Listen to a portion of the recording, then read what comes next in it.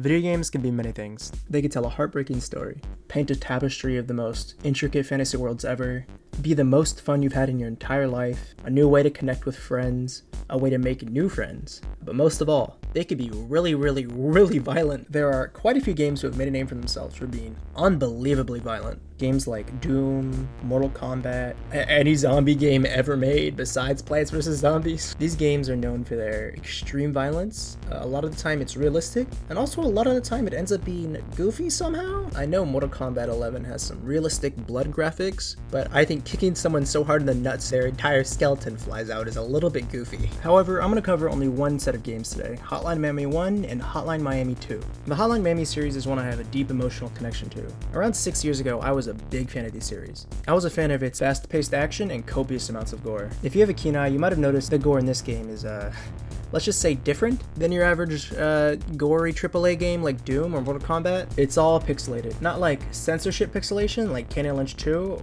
I'd say it's more like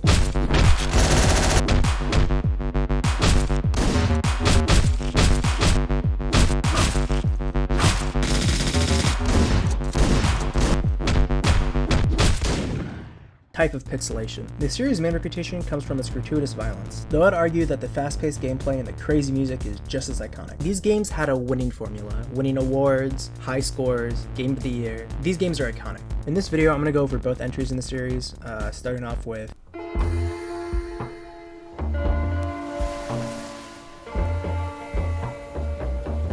the game's tone is set pretty fast, with a random old homeless guy telling you how to kill people. The tutorial is eerie and strange, with the language he uses being like an elementary school teacher teaching a room full of children how to do math. I mean, if it was a pretty fucked up elementary school. Following whatever that was, you're immediately thrust into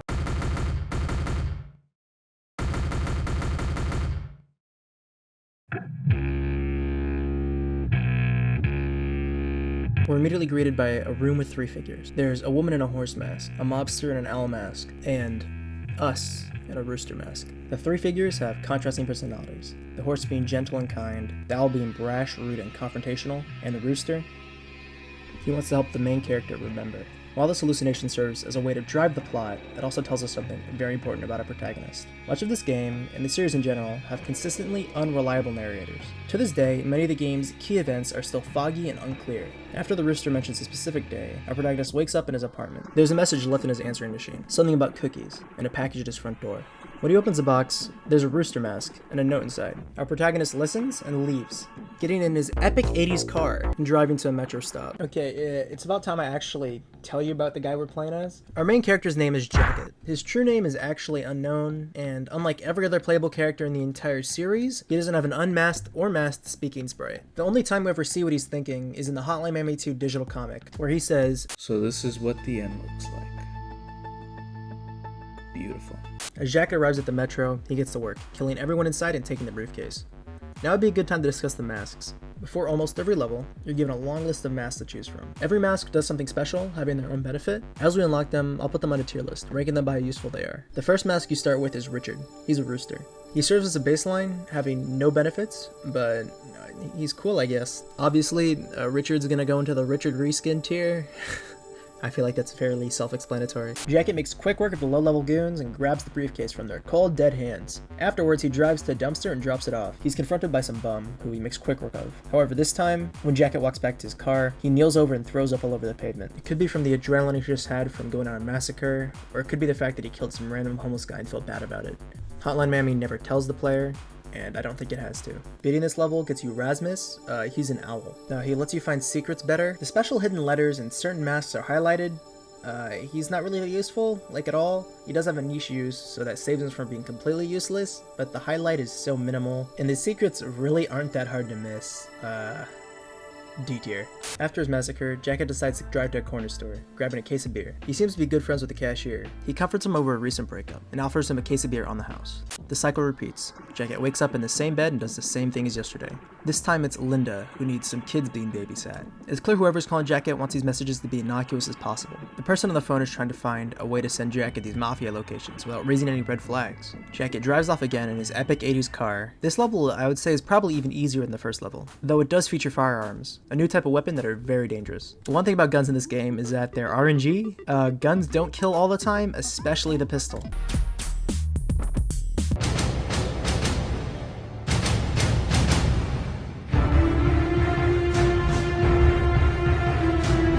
If you're shooting a stream of bullets at a guy, he's probably gonna die, even if he tanks one bullet. But I swear to God, there are so many situations where you shoot a guy, he takes a bullet, and then just fucking blasts your head off. It's oh man. After every level, you're left with this eerie silence. It's just you and the mountain of bodies you've created. That feeling is quickly squashed when you reach the score screen because this track is hard as hell. Beating this level gets you a tiger mask. His name's Tony, and he instantly kills people when he punches him. Tony is one of the best masks in the game, which is weird because you get him so early, but he's really good. Being able to kill all but one enemy type instantly with just your bare hands is incredibly powerful. In a game that's all about improvisation, having a constant like this is super important. S tier. This time after his slaughter, he drives to a pizza place. The same bearded guy works there. He mentions knowing Jacket was gonna show up and gets him a free pizza pie. He tells him not to worry, it's on the house. Jacket wakes up again, gets out of bed, and checks his answering machine. This time it's a message from Thomas at the methadone clinic. He says that he scheduled a short meeting for him and Jacket. Jacket shows up and does what he does best. This level actually has a special one-of-a-kind weapon, a boiling pot of water. It acts as a short-ranged attack and then goes to being a blunt object.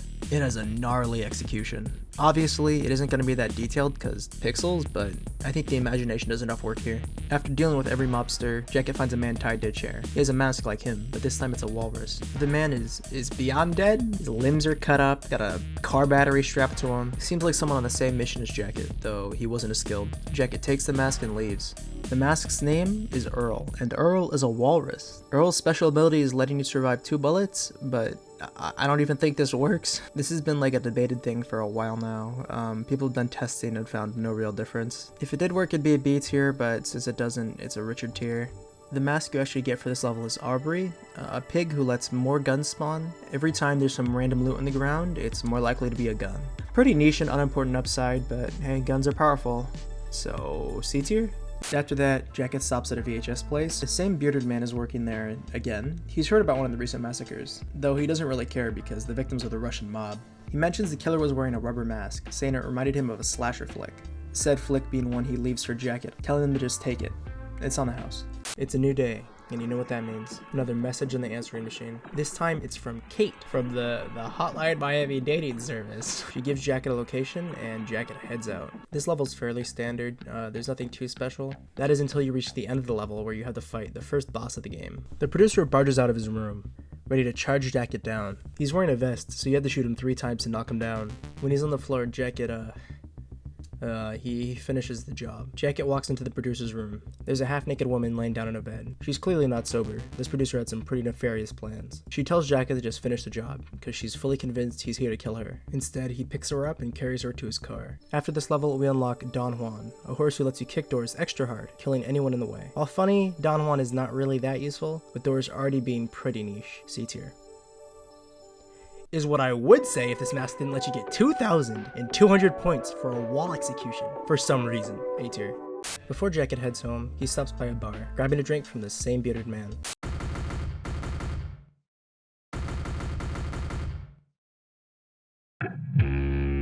Jacket's back in the room with those 3 figures. They discuss recent events, remarking how Jacket still doesn't have the full picture. The man in the rooster mask asks Jacket 4 questions. 1. Do you like hurting other people? 2. Who's leaving messages on your answering machine? 3. Where are you right now? And 4. Why are we having this conversation? He says that's it, and then sends Jacket off. Jacket wakes up again in his apartment, but this time, the girl from last mission sleeping on his couch. She seems relatively comfortable there, having stayed there for a little bit over a week. There's another message for Jacket. This time, Blake needs help with a power outage. He mentioned someone else was sent over, but they didn't perform as expected. This chapter is tough. It features windows, lots of enemies, a large floor, and most of all, a new enemy type, dogs. Okay, it's time I divert to a different topic. Dogs have some sort of diplomatic immunity when it comes to video games. People usually don't like killing dogs in video games because they own dogs in real life and dogs are cool in real life. That part of me died with this game. The dogs in this game are the most annoying, evil fucking creatures of all time.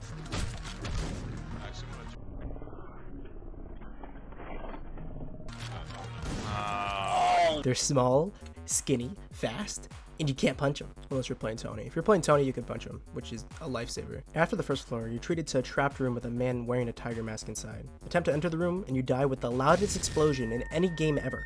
You get past it by blasting the door open with a shotgun. There's 2 guys behind a table, but it's light work. Beating this level gets you Graham. Graham's a rabbit, and he increases your walk speed. This makes it so dodging's easier, you can ease your time with combos, it's just, Graham's really good. A tier.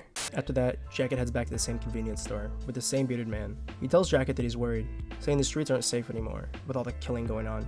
He lets Jacket grab a bag of chips for free, and Jacket drives off. The girl is still here, freshening up in the bathroom. Dave has some pest problems he wants Jacket to handle. This level's kinda tough. It's fairly standard though. It's big, lots of corners, doors, and guns. Beating this level, you get Dennis. He's a wolf. He lets you spawn in with a knife, a blazing quick melee weapon that can be thrown to kill enemies. While not a huge buff, the knife is still a very good weapon to start with. B tier. Remember not to go to your car straight away after beating this level. Pick up this crowbar and head outside, and you'll find a secret entrance to a sewer. In there you'll find a dying man. He mentions something about everything being a dream. You'll also find a mask on the ground. This mask's name is Jones. Jones is an alligator, and fairly useless. All he does is add extra gore, although the difference isn't too noticeable, except for like the higher amount of brains and guts. Jones quite literally has no real gameplay use, so he goes in the Richard Reskin tier, although he's my main mask, because I like alligators. Jacket heads back to the pizza shop after the massacre. The same bearded man is there. He laments about the recent lack of customers, before sending Jacket off with a pizza. Jacket wakes up again, getting out of bed and walking to his answering machine. Dawn, Hotel Blue. This one sounds urgent. As Jacket heads to his car, he sees a mysterious janitor, giving him a weird look. This level's a bit tough. You have to shoot everyone, and I mean everyone, in this giant open dining room where everyone has a gun. You have to like strafe in between the doorways, getting pot shots off. It's a mess. The second floor is this long hallway, and you can't walk down there or else you'll get gunned down, unless you have a gun yourself. In that case, you can just shoot him. The game wants you to shimmy outside this window. If you do, you'll see another janitor, just like the one from Jacket's apartment. Jacket finishes the job, executing this poor man sitting on a toilet. Beating this level, you get George. He's a giraffe. He lets you see further using the shift look feature. He's pretty niche, but at least he has a use. D tier.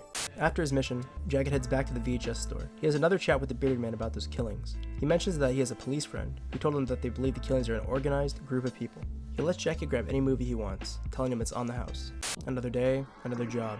At least the apartment's looking a little cleaner, and the girl's relaxing on the couch. This time it's someone named Harry, and he wants Jacket to clean up a big mess. This mission, this is what I'd consider to be the first truly hard mission in the game. It adds 4 floors and a new enemy type, the fat guy.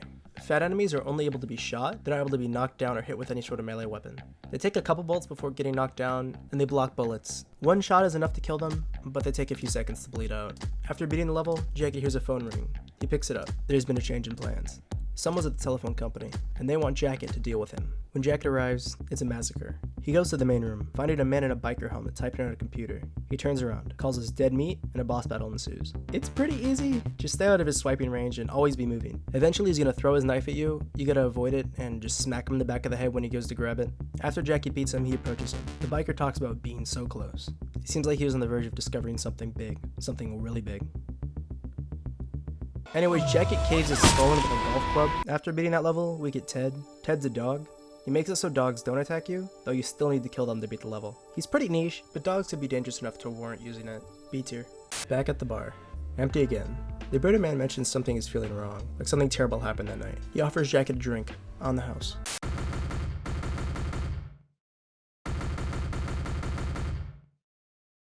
Jacket's back in that room. The horse mentions that he doesn't look too good, asking if he's well, and the owl still hounds him. The rooster doesn't answer his questions, claiming that questions are all he has to offer a man like him. The horse tells Jacket he needs to rest, and the rooster falls with the fact that the next time they meet, it's gonna be their last. He leaves Jacket with 3 predictions. 1.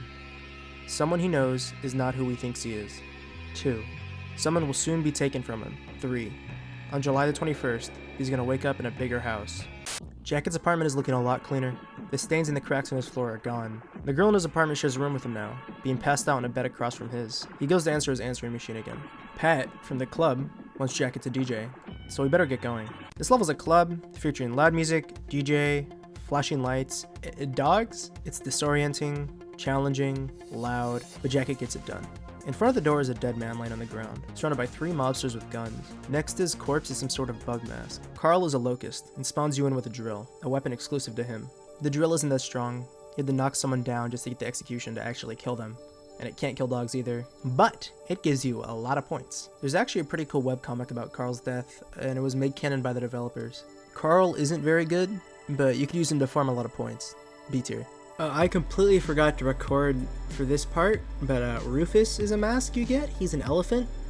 He lets you survive 1 extra bullet. He also doesn't work. He's literally useless. He's Richard. He's just the worst Earl. This mask is the most forgettable garbage. Jacket heads back to that corner store, but this time something's seriously wrong. It's the body of that biker. His brain splattered all over the floor. The bearded man says that none of this is real. None of this is happening. And he points to the gargling, flailing corpse on the floor. Then, with a flash of static, it disappears, and a bald man with a green jacket appears in the bathroom. Jacket leaves without grabbing anything. At least Jack's apartment looks normal. There's some flowers, and the TV's been moved to the living room. The girl's nowhere to be seen, but it's safe to say that she lives here now. Okay, Rick from real estate. Got it. This level's relatively simple. Jacket raids a drug den and kills mobsters, until the police break in, arresting any mobsters left over. Jacket has the haul ass, leaving out the way he came. There's a sniper laser on his way out, and he has to avoid it. Jacket knocks out a SWAT officer before peeling out. Beating this level gets you Rami, a camel that gives you a larger mag for your guns, 1/3 to be precise. Rami's a neat buff, but not too life-changing. B tier. Jacket drives back to the pizza place, managing to not get any cops on his tail. It's clear that things are fucked up here. Outside the parlor is a Russian mobster with his dog. The mobster's jaw is missing, along with half of the dog's face. Inside, the bearded man's corpse lays on the ground, with the bald man from earlier remaining in the front desk, covered in blood. He's rude. Jacket quickly leaves. New day, new job. Thomas from Downtown Relaxation says another employee called in. Jacket better get moving. Hot and fucking heavy. This level is easily the hardest so far. Multiple floors, lots of windows and guns, in this fucking section. Jacket finds an overweight guy laying dead on the ground, a cobra mask on his head. Jacket picks it up. Jake is a cobra. He lets you get killing throws. It's really good. The only real downside is that you could probably use a better mask, but that's like not that much. A tier. After Jacket finally clears the house out, he drives off. You unlock Willem through beating this level. Willem is a monkey. He lets you instantly take weapons after a standing execution. The standing execution is already like niche and rare, so this upside is like ungodly minor. D tier. When Jacket goes back to the VHS store, he sees the bearded man dead for a second time, his murderer taking his spot yet again. He's rude, but this time he recognizes Jacket. Jacket leaves quickly again. We're back in Jacket's apartment, but this time there's a fat guy raiding his fridge. It's clear that Jacket's delusions are getting worse and worse, even invading the one place where we haven't seen them, his home. His girlfriend's fine though, she's just sitting on the couch. This time, Jim from the office wants Jacket to turn his report in. This level's fairly easy, lots of windows and guns. Jacket gets the job done and... Oh yeah, that guy. This is like a little mini boss battle. He sends some mobsters out and throws a couple brim mollies at you. Jacket kills them all and just fucking mutilates the blue-haired guy. After this level, you get Peter. Peter's a unicorn. He gives you quieter gunshots. Keep in mind they still are audible, just more quiet. I can't really decide if quiet gunshots are that useful because sometimes it's good to have enemies come towards you so you can kill them faster, but it's alright. B tier. Jacket heads back to the bar. It's mostly empty, but there's 2 dead mobsters sharing a table. The bald man's at the counter again, telling Jacket that his VIP is only tonight, and that he better leave. On his way out, one of the mutilated mobsters asks Jacket, "What the fuck are you looking at?" Jacket drives off.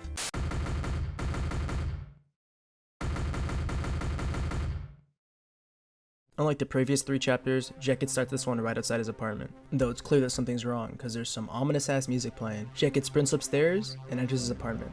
His girlfriend's shot dead in the bathroom. Sitting on his couch is a man.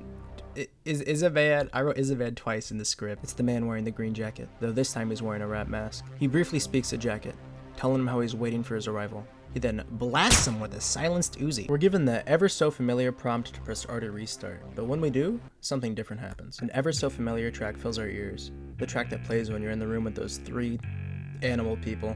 Jacket walks back to his corpse, and instead of the green man, he's greeted by the rooster. This time he's by himself. There's no horse or owl here. The rooster tells Jacket he's all alone now, and no matter what he does, he'll never get the full picture. He tells Jacket that there's a warm bed across the hall, and he better get some rest. When Jacket leaves his apartment, a flash of static reveals he's in a hospital gown. As he trudges toward his hospital bed, he sees himself laying down, before falling to his knees, his head exploding. His body fades as the screen fades to black, revealing the next chapter. There's a doctor and a cop in Jacket's room. The cop discussing how Jacket is a major suspect in these ongoing crimes. The doctor mentions that Jacket's been in coma for weeks, and he's unsure if he's gonna wake up. I don't like this level very much. Moving in this level is super disorienting, and static fills the screen if you walk around too much, and then Jacket falls to his knees, grabbing his head, and a loud ass ringing plays. It's like shitty Metal Gear. Jacket's mind in a haze. he manages to find his way home, finding it completely ransacked. He picks up some probably musty, disgusting clothes out of his hamper. He somehow manages to drive to the police station in his absolute rust bucket, and he just goes ham. This level is pretty fun. This is the only level that has the police enemies. After cleaning house, Jacket gets some keys and finds a rat mask on a desk. It's the same mask that man was wearing. The mask's name is Richter. Richter is a rat. He's a mask in the name of the guy who shot us and our girlfriend. He lets you start every level with a silenced Uzi, a weapon unique to him and only him. Starting any level with a gun is pretty strong, so he's going into A tier. Using the keys he found, Jacket opens Richter's cell. Richter tells Jacket that he's sorry about his girlfriend, and that it's nothing personal, and also that he knows nothing. Jacket socks him, knocking him to the floor. Richter tells Jacket that he's also getting those phone calls, and that there might be a file around the station. He says that he'd ask for Jacket to spare him, but he already knows that he won't. Jacket looks at the bloodied and beaten man, and silently turns around, leaving and grabbing the files. Beating this level gets you Zack. Zack's a frog that lets you extend your combos. Having a larger combo window is huge. It means you can score a lot higher. Zack is by far one of the best masks in the game. S tier. There's no stop at a shop or a store this time. Jacket just wakes up in his crime scene of an apartment. His files splayed out all over the floor, studying information that the police gathered. Using this, he heads to a club, taking on everyone inside. When he gets to the owner, he's timid, scared, and offers up info instantly. Jacket, not feeling merciful this time, pummels him to death. Beating this level gives you Oscar. Oscar is a mole, and he puts everything in a pulsing dark red and black filter. This makes it very hard to see, and seeing how Oscar is only a challenge mask with no genuine upsides, he's going in F tier. After learning the info the man gave him, Jacket wastes no time, heading straight to the boss's place. Jacket kills the people in the lobby and heads straight to the boss's office. The first line of defense are the boss's two panthers. Jacket runs to a trophy case and grabs a small trophy. The panthers charge him quickly and take 2 hits to take down. Next is the boss's personal bodyguard. Jacket throws a trophy at her, knocking her down. He bashes her skull against the floor. The boss responds by shooting 2 MP5s at him. Jacket's able to duck behind a fountain, grabbing the throwing knives from the bodyguard's corpse and disarming the boss. The boss, knowing where tie again, this fucking script. The boss, knowing where this is going, chooses to go on his own terms. As the boss lays dead, there's a ring on the phone on his desk. It's the boss's father, complaining about all the noise. Jacket picks up the boss's pistol and takes the elevator up to the old man's room. The old man is wheelchair bound and is surprisingly calm when Jacket walks in. He says he's done so many horrible things and that Jacket should just do what he came there to do. Jacket raises the pistol and fires 1 shot. Having succeeded in taking down the mafia, Jacket walks to the balcony, throwing his mask to the side. He did it. He really did it. He takes a drag off a cigarette. He pulls out a Polaroid. We don't know what's on it yet, but Jacket holds it over the railing and lets it fly away. The credits start to roll. Hotline Miami was, at the time, a one-of-a-kind game. It was violent, cruel, beautiful, challenging, and most of all, fun. Its electronic soundtrack was amazing, and all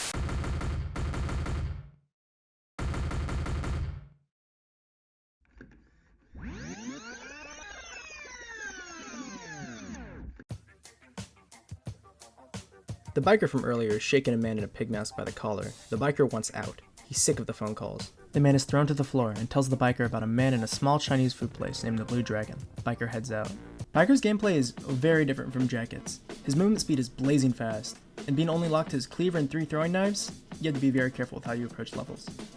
Or should I say level, because he has 1 fake level and 1 real level. After clearing the restaurant out, Biker storms into a small safe room, interrogating some timid technician. The technician tells Biker that there's some sort of political agenda to all this, and that they set up some sort of phone communication center.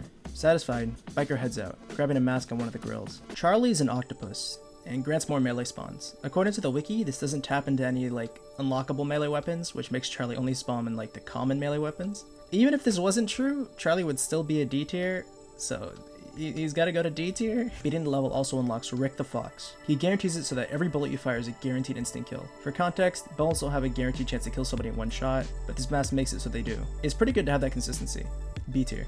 Biker heads back to his apartment, which I might add is so much nicer than Jacket's. Biker mods the fuck out of it. It's not close. It's really not close. Biker gets another call from the phone people, but this time he follows orders. This level's pretty tough, but this song is a banger, so it's all good. Also, this is if you don't count the shitty tiny Chinese food place level, this is his only real level. This is the only level where Biker gets to flex his muscles and do shit. So enjoy it while it's here. Beating this level, you get Brandon. Brandon's a mask that makes you move at a blazing pace. He's quite literally a direct upgrade of Graham and one of the most powerful masks in the entire game. S tier. Biker's back at his apartment, but he has some friends over. There's a lady in his bathroom and a guy sleeping on the couch. He gets another assignment on his phone, but quickly disregards it, deciding to head to the telephone center. When he gets there, there's a bunch of unarmed employees. According to Jacket's flashback, Biker killed all of them, but Jacket's been proven to be an unreliable narrator, so it's really up in the air. However, he does kill this guy, no matter what. After killing the manager, Biker hacks into the computer, using his epic hacker skills. Soon after, Jacket walks in, and Biker makes quick work of him, slicing him open and kicking his skull in. It's fair to assume that this didn't happen, as Jacket's still alive after this point in the story, but who knows who won this fight. It's probably safe to assume they both got pretty scraped up and walked away, but either way, they're probably both alive at this point. One interesting thing to note here is the way Biker acts in Jacket's flashback is much different than how Biker interprets it. The only thing Biker says to Jacket in his flashback is, "You're dead meat," but in this version, we see that Biker offered Jacket a chance to leave and not get killed. No matter what happens, Biker walks out with that information and drives on home. Biker gets another message. It's about a tombstone, one he ordered.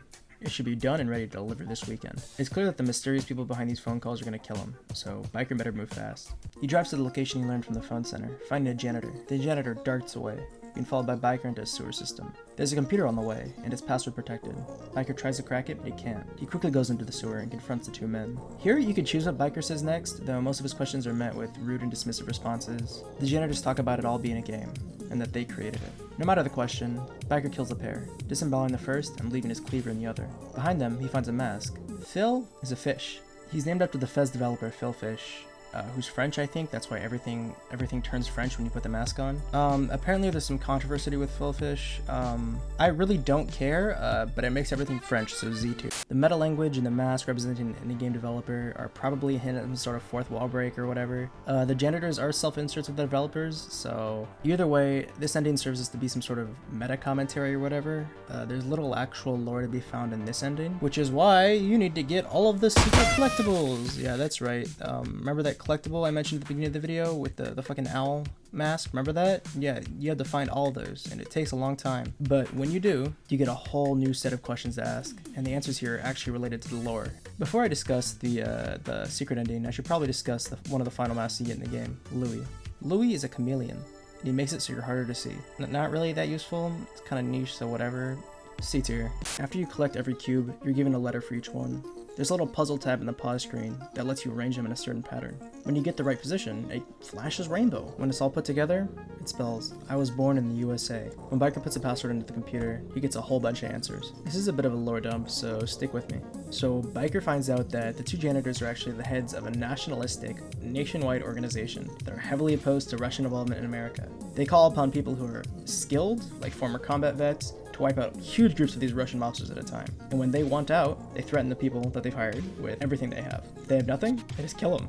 This organization's name is 50 Blessings, and please remember that because that's gonna be super important later. In this ending, the smug smiles in the janitor's face fades. They answer Biker more truthfully, and much less hostile. Biker tells them that he's not interested in their politics, and leaves. In this ending, both of them are left alive. No matter which ending, Biker drives off into the desert, the credits finally rolling. For real this time, this is not a dupe. There's one final mask you get for getting the secret ending, Nigel. Nigel is a bat. He just reverses your walking controls. There's zero benefit to using him. He's a challenge mask. He's only detrimental. Like an F tier. Okay, so that's it.